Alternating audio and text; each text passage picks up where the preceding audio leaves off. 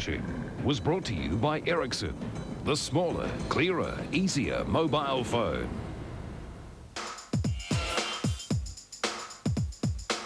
From the very moment of conception, sex is a part of every life. It influences our relationships with our families and lovers. It colours our emotions, our politics and religion. It stimulates what we buy and what we enjoy. And it confines us with taboos when we have choices we know little about. Now's your chance to know more about sex and life. Turn on to TV's hottest new show, Sex Life, Wednesday, 8:30 on TV3.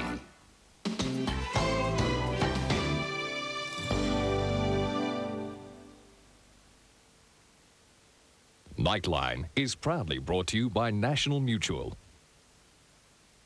The 12th of August, 1996. Well, we found him a very nice, quiet, honest chap. Tonight, busted cop, one of Australia's most wanted, is arrested at a Wellington nightclub. Down on antidepressants, concern from our national drug watchers over the rising use of Prozac. And the world's most perfect models try out the perfect bra. It's very sexy, very feminine, and holds everything up very well.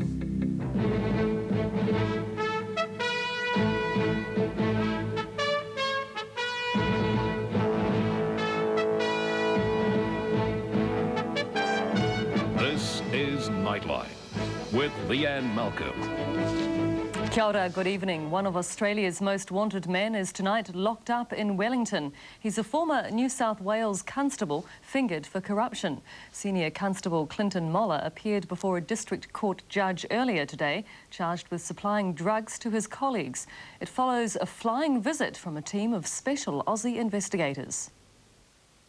Staff at this Wellington nightclub were shocked when Australian police marched in on Saturday night and arrested their duty manager. Just police came in, arrested him and took him away, that's it. Yeah, no. They informed me then that he's wanted in Australia and that was all. To staff, he was the likeable 26-year-old James Watkins, but to Australian police, he was one of their most wanted, former constable Clinton Moller. Very nice, quiet, honest chap. Ran the business very well for us. We were more than happy with him. And when we heard what happened, we were absolutely shocked. The arrival of Sydney's anti-corruption squad at this nightclub was the end of a 7-month hunt for Moller. In January, he failed to appear at a Royal Commission of Inquiry into police corruption. He's been remanded here in custody until a court appearance on Friday and will most likely be sent back to Sydney. This is Fenna Owen for Nightline. And one of this country's sporting greats is tonight behind bars after a fraudulent pitch. Softball star Kevin Herlihy was today sentenced to 2 years jail. He'd swindled more than $130,000 working as an insurance agent.